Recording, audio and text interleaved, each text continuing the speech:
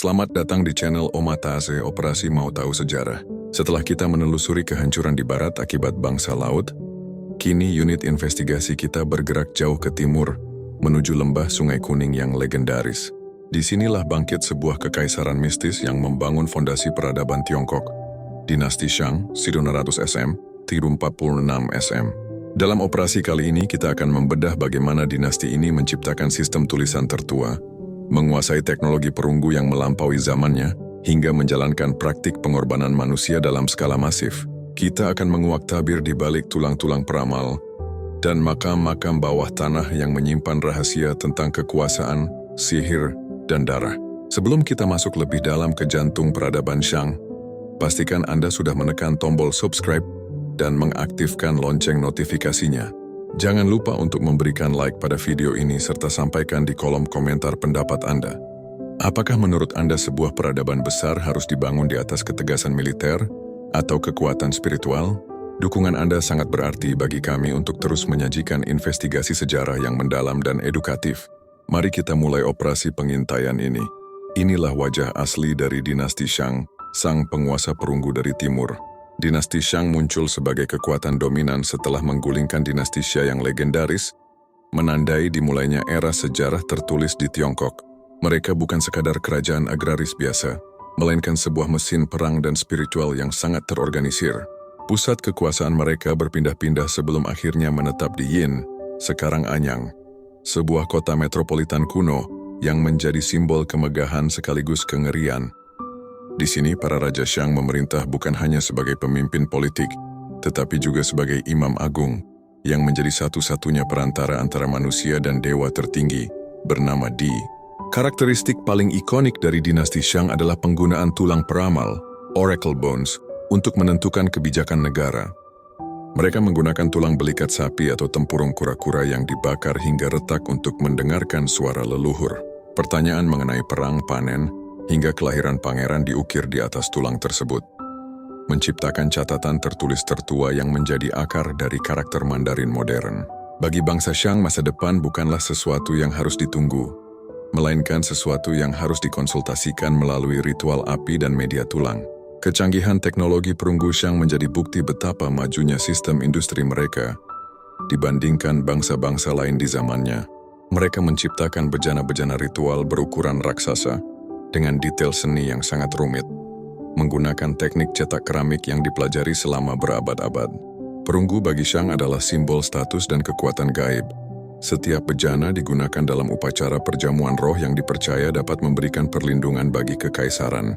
Namun, di balik keindahan seni metalurgi ini, tersimpan kebutuhan akan pasokan tenaga kerja dan sumber daya yang sangat besar, yang seringkali didapat melalui penaklukan suku-suku sekitar. Sisi gelap dari kemegahan Shang ditemukan dalam makam-makam kerajaan yang berisi ratusan kerangka manusia tanpa kepala. Praktik pengorbanan manusia atau renji adalah bagian tak terpisahkan dari sistem kepercayaan mereka untuk menenangkan roh leluhur dan menjamin stabilitas alam semesta. Para tawanan perang, budak, bahkan pelayan istana dikorbankan dalam ritual yang terstruktur secara rapi.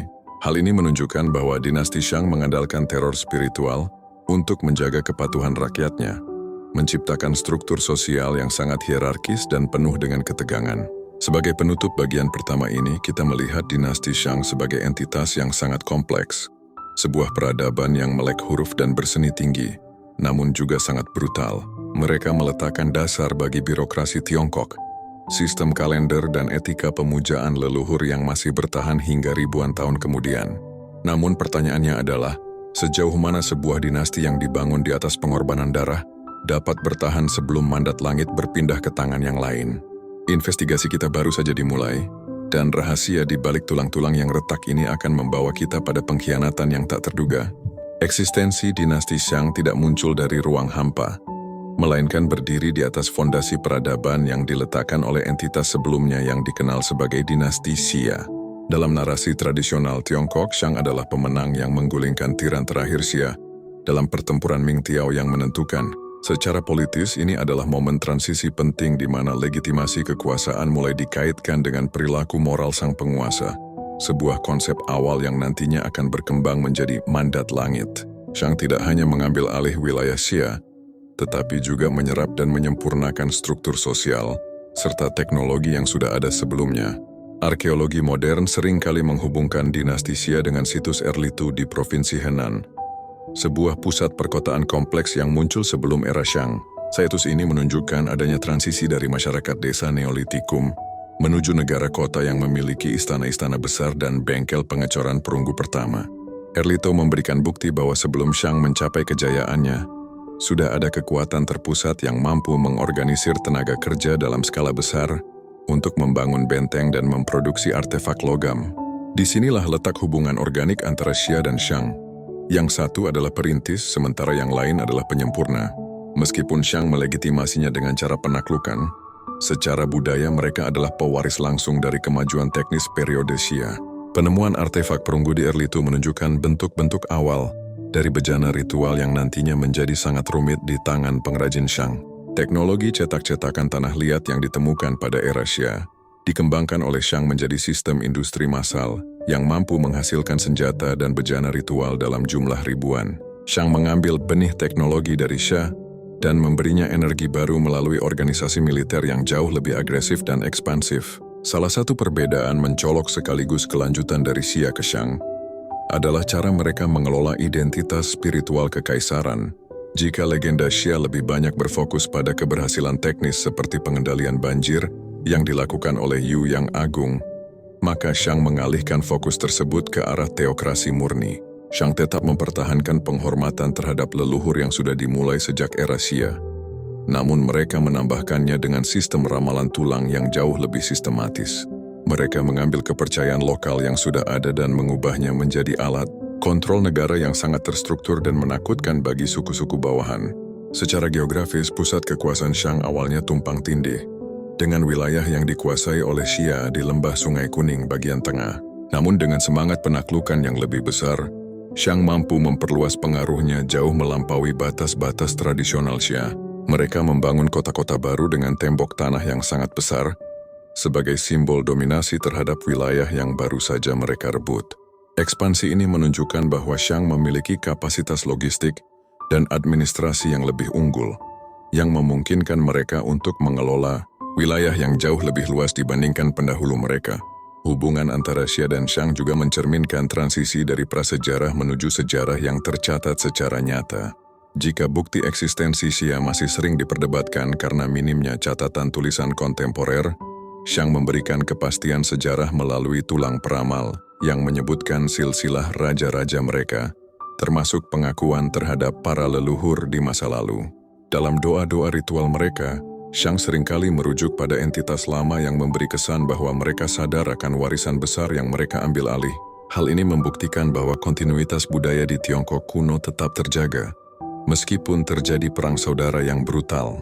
Shang adalah bentuk Xia yang telah berevolusi menjadi mesin perang yang lebih efisien dan mistis. Mereka tidak menghapus warisan Xia, melainkan menggunakannya sebagai batu loncatan untuk membangun kekaisaran yang sanggup bertahan selama 500 tahun. Keberhasilan Shang dalam menyempurnakan tulisan dan metalurgi perunggu menjadikan mereka standar bagi peradaban Tiongkok di milenium-milenium berikutnya. Namun di balik kemajuan itu, benih-benih konflik yang sama yang menghancurkan Xia mulai tumbuh di dalam istana Shang, menunggu waktu untuk meledak kembali. Kekuatan utama yang menjaga stabilitas dinasti Shang bukanlah sekadar pedang perunggu, melainkan monopoli informasi melalui teknologi sihir yang dikenal sebagai tulang peramal. Bagi bangsa Shang, masa depan bukanlah misteri yang dibiarkan berlalu, melainkan kode yang bisa dipecahkan melalui dialog dengan dunia roh. Raja Shang bertindak sebagai operator tunggal yang menghubungkan rakyat dengan leluhur dan dewa tertinggi. Dengan menguasai teknik ramalan ini, sang raja memegang kontrol absolut atas segala keputusan negara, mulai dari waktu tanam gandum, arah serangan militer, hingga penyebab sakit gigi sang penguasa. Proses komunikasi gaib ini menggunakan media fisik berupa tulang belikat sapi atau bagian bawah tempurung kura-kura yang telah dibersihkan dan dihaluskan.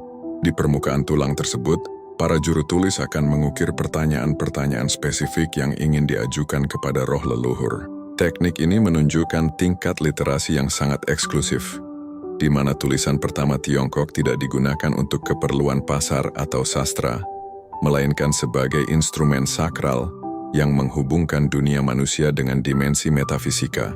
Setiap ukiran adalah doa sekaligus perintah yang bersifat permanen dan tidak bisa diganggu-gugat. Setelah pertanyaan diukir, seorang ahli ramalan akan menyulut lubang-lubang kecil di bagian belakang tulang menggunakan batang logam yang sangat panas. Suhu yang ekstrim akan menyebabkan permukaan tulang retak secara mendadak dengan suara yang khas, yang dipercayai sebagai suara dewa. Pola retakan inilah yang kemudian diinterpretasikan oleh raja atau peramal istana untuk menentukan jawaban ya atau tidak. Inilah alasan mengapa tulisan Mandarin memiliki bentuk yang sangat piktografis. Karakter-karakter awal tersebut lahir dari upaya meniru bentuk-bentuk retakan alami dan simbol-simbol alam gaib. Teknologi ini memungkinkan raja untuk melakukan kontrol psikologis terhadap bawahannya dan musuh-musuhnya.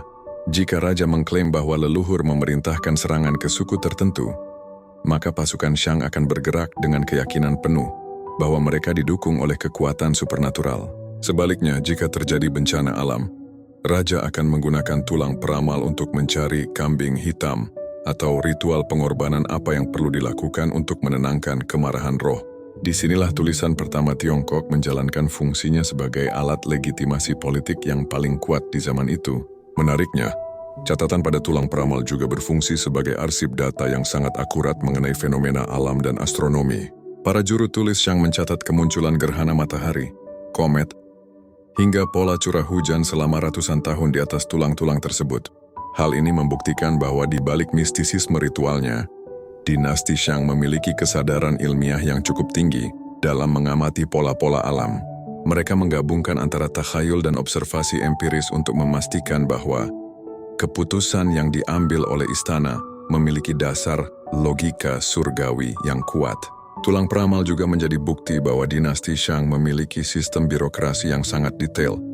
Dalam urusan ritual, setiap tulang biasanya memuat tanggal, nama peramal, pertanyaan yang diajukan, interpretasi raja, dan yang paling mengagumkan, catatan verifikasi tentang apakah ramalan tersebut benar-benar terjadi di kemudian hari. Dokumentasi sistematis ini menjadikan tulang peramal sebagai kapsul waktu paling berharga, yang memungkinkan kita hari ini mendengar suara orang-orang dari 3.000 tahun yang lalu secara langsung tanpa perantara mitos. Namun ketergantungan yang berlebihan pada sistem ramalan ini juga menjadi kelemahan fatal bagi dinasti Shang di masa depan. Ketika raja-raja terakhir mulai memanipulasi hasil ramalan demi kepentingan pribadi atau mengabaikan tanda-tanda alam yang nyata, kepercayaan rakyat terhadap legitimasi sihir istana mulai luntur. Tulisan yang awalnya diciptakan untuk menjaga keteraturan alam semesta perlahan-lahan berubah menjadi alat manipulasi politik. Investigasi kita selanjutnya akan mengungkap bagaimana sihir ini akhirnya gagal melindungi Shang saat mereka harus berhadapan dengan kekuatan militer Zhou yang jauh lebih praktis dan mematikan, kekuatan fisik yang menyokong dominasi. Dinasti Shang di Asia Timur berasal dari penguasaan mereka yang mutlak atas metalurgi perunggu. Berbeda dengan peradaban lain yang membuat perunggu dalam skala kecil, Shang membangun sistem industri masif yang mampu memproduksi ribuan senjata dan bejana ritual secara terstandarisasi. Mereka menyempurnakan teknik piece mold casting atau cetakan keramik berlapis, yang memungkinkan mereka menciptakan artefak logam dengan tingkat kerumitan dan ukuran yang belum pernah dicapai oleh bangsa manapun di dunia pada milenium kedua SM. Perunggu bukan sekadar logam bagi Shang, itu adalah urat nadi militer sekaligus simbol status suci yang membedakan kaum elit dengan rakyat jelata. Pusat-pusat pengecoran perunggu Shang, seperti yang ditemukan di dekat ibu kota Yin, merupakan kompleks pabrik kuno yang mempekerjakan ribuan pengrajin terampil. Di sini, para ahli metalurgi mengolah campuran tembaga, timah, dan timbal dengan presisi kimiawi untuk menghasilkan senjata yang tajam, namun fleksibel. Produksi massal ini memungkinkan Shang mempersenjatai pasukan infanteri mereka dengan kapak perang, yue, belati tombak, GE, dan pelindung dada yang seragam. Memiliki senjata perunggu di medan perang memberikan keunggulan teknologi yang luar biasa saat berhadapan dengan suku-suku pedalaman yang masih mengandalkan senjata kayu atau batu. Inovasi militer paling mematikan yang diperkenalkan oleh Shang adalah penggunaan kereta perang, chariot. Meskipun teknologi ini kemungkinan besar masuk melalui interaksi dengan bangsa pengembara dari Asia Tengah, Shang mengadaptasinya menjadi kendaraan tempur yang sangat stabil dan efektif. Kereta perang Shang ditarik oleh 2 ekor kuda dan diawaki oleh 3 orang. Seorang pengemudi, seorang pemanah, dan seorang pejuang bersenjata tombak panjang. Unit-unit kereta perang ini bertindak sebagai tank kuno yang mampu menembus formasi musuh dengan kecepatan tinggi, memberikan mobilitas yang tidak dimiliki oleh tentara berjalan kaki. Logistik di balik mesin perang ini sangatlah rumit, karena membutuhkan pasokan logam yang konsisten dari tambang-tambang yang jauh di wilayah selatan. Hal ini memaksa dinasti Shang untuk membangun jaringan jalan dan sistem transportasi air yang kuat untuk memastikan aliran bahan mentah tidak terputus. Kemampuan mereka untuk memobilisasi ribuan pekerja guna menambang, mengangkut dan mengolah logam menunjukkan adanya organisasi birokrasi yang sangat kuat dan terpusat. Kekaisaran ini berfungsi seperti sebuah perusahaan raksasa, di mana setiap bagian dari wilayahnya berkontribusi pada produksi persenjataan nasional. Senjata-senjata perunggu Shang juga seringkali dihiasi dengan motif Tao Ti, sesosok monster mistis yang menyeramkan dengan mata melotot dan rahang tanpa rahang bawah. Penggunaan motif ini pada kapak perang bukan sekadar hiasan, melainkan bentuk perang psikologis untuk mengintimidasi musuh. Prajurit Shang percaya bahwa senjata mereka memiliki kekuatan spiritual yang dapat melahap jiwa lawan. Dalam pertempuran, keberadaan senjata-senjata berhias monster ini memberikan kesan bahwa musuh tidak hanya sedang melawan manusia, tetapi juga sedang berhadapan dengan kekuatan gaib yang haus darah. Selain senjata, perunggu digunakan untuk menciptakan bejana-bejana ritual raksasa seperti Ding, yang digunakan dalam upacara pengorbanan untuk menjamin kemenangan perang. Bejana Homo misalnya memiliki berat lebih dari 800 kg dan merupakan artefak perunggu kuno terbesar yang pernah ditemukan. Keberhasilan membuat benda sebesar ini membuktikan bahwa Shang telah menguasai manajemen suhu panas dan koordinasi penuangan logam cair dalam skala industri. Setiap keberhasilan pengecoran dianggap sebagai restu dari leluhur, bahwa mesin perang mereka tetap direstui untuk melakukan penaklukan lebih jauh. Namun, ketergantungan pada industri perunggu yang boros energi ini juga menjadi beban bagi lingkungan dan ekonomi. Penebangan hutan besar-besaran untuk bahan bakar tanur pengecoran menyebabkan kerusakan ekosistem di sekitar lembah Sungai Kuning. Selain itu, konsentrasi kekayaan logam yang hanya berada di tangan elit istana menciptakan jurang sosial yang sangat dalam antara kelas penguasa dan massa rakyat. Mesin perang yang tangguh ini memang berhasil menyatukan wilayah yang luas, namun ia juga menciptakan ketegangan internal yang akan meledak saat pasukan Zhou mulai mengembangkan strategi tandingan yang lebih efisien. Salah satu penemuan arkeologi paling fenomenal dalam sejarah Tiongkok adalah makam Fu Hao atau Lady Hao, yang ditemukan dalam kondisi utuh di Anyang pada tahun 1976. Penemuan ini mengguncang persepsi modern tentang peran gender di zaman kuno, karena Lady Hao bukan sekadar permaisuri dari Raja Wuding, melainkan seorang jenderal militer tertinggi dan imam agung yang memegang otoritas luar biasa. Di dalam makamnya ditemukan lebih dari 400 senjata perunggu, termasuk kapak perang raksasa yang melambangkan kekuasaan absolut untuk memimpin pasukan dan mengeksekusi musuh di medan laga. Lady Hao tercatat dalam tulang peramal sebagai pemimpin militer yang memimpin lebih dari 30.000 tentara dalam kampanye melawan suku Tufang yang mengancam perbatasan utara. Skala pasukan ini merupakan salah satu yang terbesar yang pernah tercatat di bawah satu komando selama era Shang. Keberhasilannya di medan perang membuktikan bahwa struktur kekuasaan Shang sangat meritokratis bagi kaum elit. Kemampuan kepemimpinan dan koneksi spiritual dengan leluhur jauh lebih dihargai daripada sekadar identitas gender. Beliau adalah sosok yang ditakuti sekaligus dihormati sebagai pelindung kekaisaran. Selain perannya sebagai jenderal, Lady Hao juga merupakan seorang peramal dan imam yang sering memimpin ritual pengorbanan negara. Hal ini menunjukkan bahwa beliau memiliki pengaruh ganda, kendali atas kekuatan fisik, militer, dan kekuatan metafisika, agama. Dalam catatan tulang peramal suaminya, Raja Wuding, seringkali melakukan ramalan hanya untuk menanyakan kesehatan Lady Hao atau kesuksesan misinya.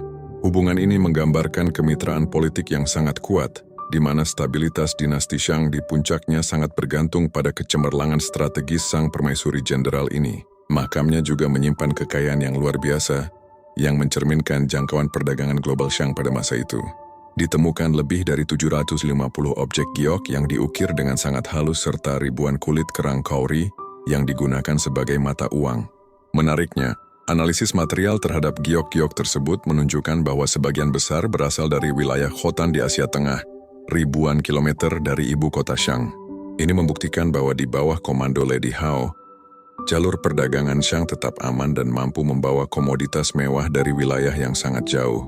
Namun, di balik kemegahan makamnya, terdapat bukti nyata dari praktik pengorbanan manusia yang menjadi ciri khas dinasti Shang. Di dalam makam Lady Hao, ditemukan kerangka 16 pelayan dan budak yang dikubur hidup-hidup untuk melayaninya di alam baka. Praktik ini menunjukkan bahwa meskipun Lady Hao adalah sosok yang progresif dalam hal kepemimpinan wanita, beliau tetap merupakan bagian dari sistem sosial Shang yang brutal. Kematian seorang tokoh besar berarti kematian bagi banyak orang di bawahnya. Sebuah hukum besi yang tidak bisa ditawar dalam kosmologi mereka. Kepergian Lady Hao menjadi titik balik bagi kemerosotan emosional dan politik Raja Wuding.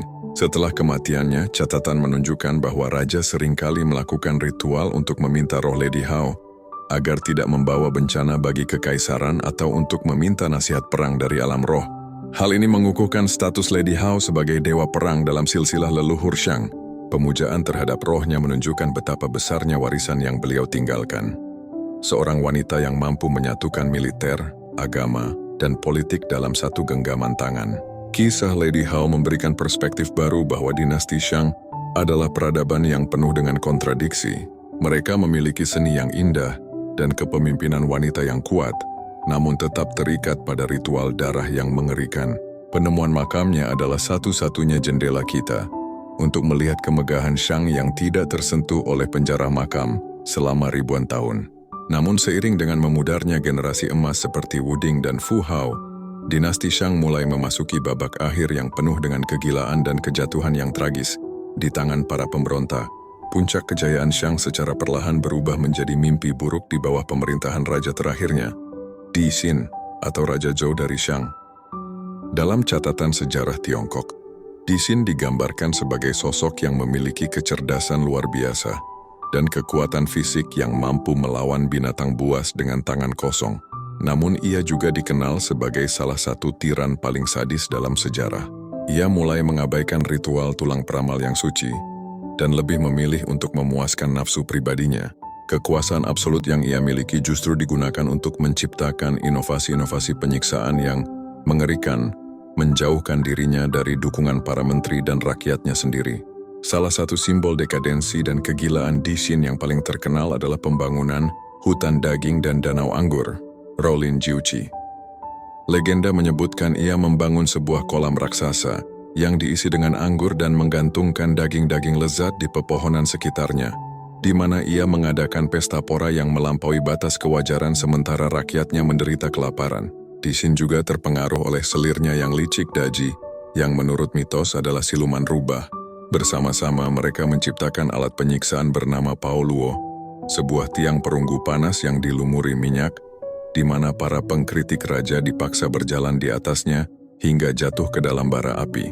Kekejaman Di Xin menciptakan gelombang ketidakpuasan di seluruh wilayah kekaisaran. Banyak menteri setia yang mencoba menasihatinya justru dieksekusi dengan cara yang brutal, termasuk pamannya sendiri, Bigan, yang jantungnya dikeluarkan secara paksa hanya karena Di Xin ingin melihat apakah jantung seorang orang suci memiliki 7 lubang. Teror ini membuat sekutu-sekutu lama Shang mulai berpaling dan mencari perlindungan kepada suku Zhou di wilayah barat, yang saat itu dipimpin oleh Raja Wu. Zhou, yang awalnya adalah bawahan Shang, mulai melihat bahwa mandat langit telah meninggalkan Shang akibat hilangnya moralitas sang penguasa. Pada tahun 1046 SM, kemarahan yang terpendam selama bertahun-tahun memuncak dalam pertempuran Muye. Meskipun Di Xin memiliki jumlah pasukan yang jauh lebih besar, moral tentaranya sudah hancur. Sebagian besar pasukannya terdiri dari budak dan tawanan perang yang tidak memiliki kesetiaan kepada sang tiran. Saat pasukan kereta perang Zhou melakukan serangan kilat yang terorganisir, pasukan Shang justru memutar balik senjata mereka dan menyerang komandan mereka sendiri. Pengkhianatan massal di medan perang ini menjadi bukti nyata bahwa kekuasaan yang dibangun di atas ketakutan akan selalu runtuh saat menghadapi persatuan yang dilandasi oleh harapan akan perubahan. Melihat pasukannya hancur dan kekuasaannya lenyap, Di Xin melarikan diri kembali ke istananya di Menara Rusa. Alih-alih menyerah, ia mengenakan pakaian kebesarannya yang dihiasi dengan batu giok yang sangat mahal, lalu membakar istana tersebut bersama dirinya sendiri. Tindakan bunuh diri yang dramatis ini menandai berakhirnya dinasti Shang secara fisik dan simbolis. Api yang melalap. Di Xin juga melambangkan berakhirnya era di mana penguasa dianggap memiliki hak ilahi tanpa batas moral dan menjadi awal bagi periode baru di bawah kepemimpinan Zhou yang lebih mengedepankan etika pemerintahan. Setelah kemenangan Zhou, praktik pengorbanan manusia yang masif mulai dilarang secara bertahap. Dinasti Zhou menyadari bahwa stabilitas negara tidak bisa lagi dijamin hanya melalui ritual darah, melainkan melalui pelayanan kepada rakyat. Meskipun silsilah keluarga Shang tetap diizinkan untuk hidup sebagai bangsawan di wilayah Song, demi menjaga penghormatan terhadap leluhur, pengaruh politik mereka telah habis sepenuhnya. Kejatuhan di Xin menjadi pelajaran abadi dalam budaya Tiongkok mengenai bahaya arogansi kekuasaan dan bagaimana seorang pemimpin yang kehilangan mandat langit tidak akan pernah bisa selamat, sekuat apapun pasukan perunggunya. Warisan kejatuhan Shang memberikan fondasi bagi filsafat politik Tiongkok selama ribuan tahun ke depan. Peristiwa ini membuktikan bahwa sejarah tidak hanya ditulis oleh pemenang, tetapi juga dibentuk oleh kegagalan moral dari yang kalah. Dengan runtuhnya Shang, periode sejarah Tiongkok yang mistis dan berdarah ditutup, digantikan oleh tatanan baru yang lebih terstruktur dan filosofis. Namun bayang-bayang kegilaan di Xin tetap menjadi pengingat bagi setiap kaisar yang memerintah setelahnya, bahwa takhta adalah amanah langit, dan langit bisa mengambilnya kembali sewaktu-waktu melalui tangan rakyat yang tertindas. Runtuhnya dinasti Shang di kobaran api Menara Rusa tidak berarti hilangnya peradaban mereka dari muka bumi. Sebaliknya, Shang meninggalkan cetak biru yang menjadi DNA bagi seluruh sejarah Tiongkok. Selama ribuan tahun berikutnya, warisan yang paling tak terbantahkan adalah sistem tulisan. Karakter-karakter yang awalnya diukir di atas tulang peramal berevolusi menjadi aksara Hanzi yang kita kenal sekarang. Inilah satu-satunya sistem tulisan kuno di dunia yang masih digunakan secara kontinu hingga hari ini, memungkinkan orang Tiongkok modern untuk tetap terhubung secara langsung dengan akar pikiran leluhur mereka dari 3 milenium yang lalu. Secara sosiopolitik, dinasti Shang meletakkan fondasi bagi konsep pemujaan leluhur yang menjadi pilar moralitas masyarakat Asia Timur. Meskipun praktik pengorbanan manusia dihilangkan oleh dinasti Zhou, nilai-nilai tentang penghormatan kepada orang tua, silsilah keluarga, dan hubungan antara dunia hidup dan mati tetap menjadi inti dari etika Konfusianisme di masa depan. Shang mengajarkan bahwa seseorang tidak benar-benar mati selama namanya masih diingat dalam ritual. Sebuah konsep yang memberikan stabilitas sosial yang luar biasa bagi bangsa Tiongkok dalam menghadapi berbagai pergolakan zaman. Dalam bidang seni dan teknologi, standar estetika perunggu Shang tetap menjadi puncak pencapaian yang sulit ditandingi. Motif Taoti dan teknik pengecoran piece mold mereka terus menginspirasi pengrajin logam hingga era kekaisaran akhir. Selain itu, sistem kalender yang dikembangkan oleh para astronom Shang yang menggabungkan siklus matahari dan bulan menjadi dasar bagi kalender tradisional Tionghoa yang masih digunakan untuk menentukan hari raya besar seperti Tahun Baru Imlek. Mereka adalah pionir yang menyelaraskan gerak langit dengan aktivitas manusia di bumi. Kisah kejatuhan Shang juga melahirkan doktrin politik paling berpengaruh di Asia Mandat Langit, Tianming. Peristiwa penggulingan di Xin oleh Raja Wu dari Zhou membuktikan bahwa kekuasaan tidak bersifat absolut atau permanen, melainkan sebuah amanah yang bergantung pada kebajikan sang pemimpin. Prinsip ini menjadi alat kontrol bagi para kaisar setelahnya, agar selalu bertindak adil. Karena jika mereka lalim, rakyat memiliki hak moral untuk memberontak. Dinasti Shang melalui kegagalannya memberikan pelajaran terpenting bagi tata kelola negara yang beradab. Secara arkeologis, penemuan kembali situs Anyang pada abad ke-20 menyelamatkan dinasti Shang dari status mitos menjadi fakta sejarah. Sebelum penemuan tulang peramal, banyak sejarawan barat meragukan keberadaan Shang dan menganggapnya hanya legenda seperti Atlantis.